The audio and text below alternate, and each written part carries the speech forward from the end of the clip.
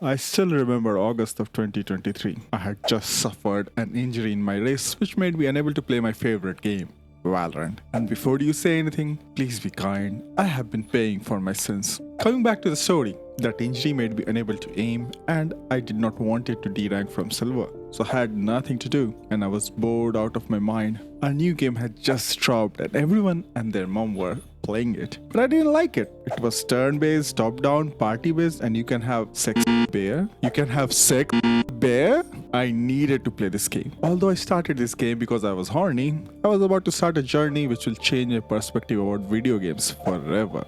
You see, Baldur's Gate 3 was a game that I should have not liked at all. I like fast-paced action in my game. Baldur's Gate was turn-based, almost strategy-esque game. You have certain movement points and action point every turn, which limits you to what you can and cannot do during the combat. Surely I would hate that. And what's up with all this many characters? No way you can make a roster this big and make me care about them. All of them? The first character that you meet is a literal frog who is also very, very racist.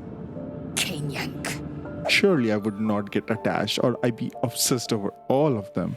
I would marry you, Shadowheart, if you were real. Don't let them tell them otherwise. I will still marry her though. She is the best woman and God's favorite daughter. They are like 8 or 9 playable characters, companions if you will, and I don't have the attention span for this many people. No way I would end up caring about all of them. Plus, I hate people. Not you, Shadowheart. I was in love with you even before I fell into this hellhole of a game. Also, while we are on the topic of characters, Brick Emperor, by the way. Just wanna put it out there. And then there are cinematics. Cinematics are something I never liked. Why? I came here to play some goddamn games. Pew pew and explosions are all I want and need. Anything else is just distraction. First thing I would do whenever a cinematic would play in any other game is to find the skip button. And if I ever replayed a game, there is no chance in hell I would ever watch any cutscene. No matter how fancy they are, I don't care. Hearing all these reasons or excuses, you might have a very interesting question. Dude, do you even like playing video games? Before I was a second fiend in Baldur's Gate, I did used to play games. In fact, I was borderline addicted to them. Valorant, God forgive me for my sins. CSGO, Overwatch 2. I genuinely hate this game, by the way. Several RTS games like Heart of Iron 2, 3, 4, Crusader Kings 2 and 3. These are just some of the games that I used to play. If you squint your eyes, you might be able to find a common trait among all these games. They all are multiplayer games. I used to think that single player games are waste of a time. Why even play a game if I can't dunk on someone else? And then one day, everything changed. I had a wrist injury which made me unable to aim, and my career as a god FPS Chad gamer came to an abrupt end. Master, you only reached plat. Shh. They don't know that, familiar. They don't know that.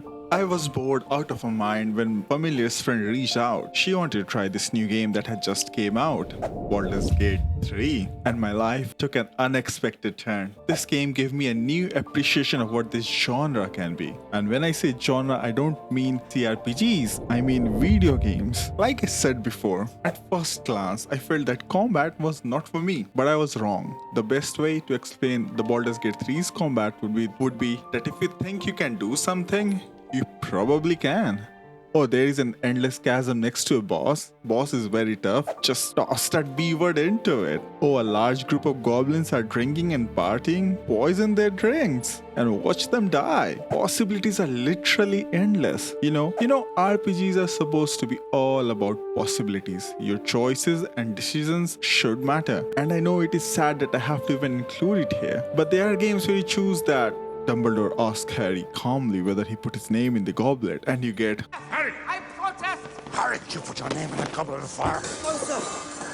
looking at you, Veilguard. But Baldur's Gate is different. Or dare I say, it is normal. Your choices matter. If the dialogue option's gonna say punch him, you are gonna punch him. Take that, Araden. I hate you. But it's not only that. The fact that diplomacy is a viable option in the game makes me so much happier. Not only you can resolve a lot of fights peacefully by utilizing your Tokno-jutsu, but in certain cases, you can also fulfill your dreams of being free-run.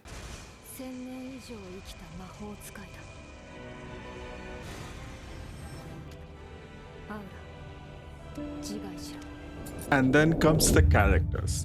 that is companions and NPC. And oh god, did Larian cooked with them. Generally, whenever there is a huge large roster of characters, the correct phrase to describe them all will be wide as ocean and deep as a puddle. And that cannot be farther from the truth for this game. There is no companion in this game which will not leave an impact on you. From Shadowheart, the god's favorite princess, to our foul-mouthed borderline racist green frog with a heart of gold, Lae'zel, pale vampiric elf with daddy issues Astarion, to our old badass grandma cougar Jaheira. Every companion will leave an impact on you. Master, what about it, familiar? What do you think about Will? Will is... Will. Oh, you meet Mommy Minthara because of Will. Wait, is that all you have to say about him, Master? He's boring, shut up. Will is probably the worst companion in the game, not because he's badly written or voiced, but it's because his storyline is very cliched. We have all heard stories about a good-hearted adventurer who is tricked into doing something heinous and is now on an adventure to redeem himself. Master, what about someone who has a dark past but don't know what it is because of amnesia? Fine, I hate Will. I just hate Will because it's Will. But I hate Gale more. And what did Gale do, Master? He's obnoxious, self-centered narcissist who is also a simp. I mean, would you not like be him if you had a goddess as your girlfriend? Well, I will need to have a normal girlfriend first. Well, you see, every companion will leave an impression on you. And by the end of the story, you will feel that they are not the same person. All of them go through a significant character growth. It's like watching your children grow. And not just companions, even NPCs are amazing. Zevlor coming to terms with his insecurity of not having a god to serve. Arabella overcoming the grief of losing her parents and forming a close and humane bond with the Withers. And then there is Elfida. I love her cute personality so much that I refuse to do the Dark Urge run, and the list doesn't stop there. Barkus, Myrina, Isabel, them alien? Honestly, the list just keeps going on and on. But where this game truly shines in character design is when the villains arrive. The Hag, Draw Ragslin, Mommy Minthara, and then I can fix her Orin, K-pop wannabe N-word Gortash, and the bloody Ketheric Thorm. I'm not gonna lie, the fight against Ketheric is where this game peaks. And then there is Emperor. I despise Emperor. Most of my hate comes from the fact that I made my dream companion I put a lot of effort when I was making my first dream companion. She was amazing, beautiful, and then I had to have sex with a fucking squid. Yeah.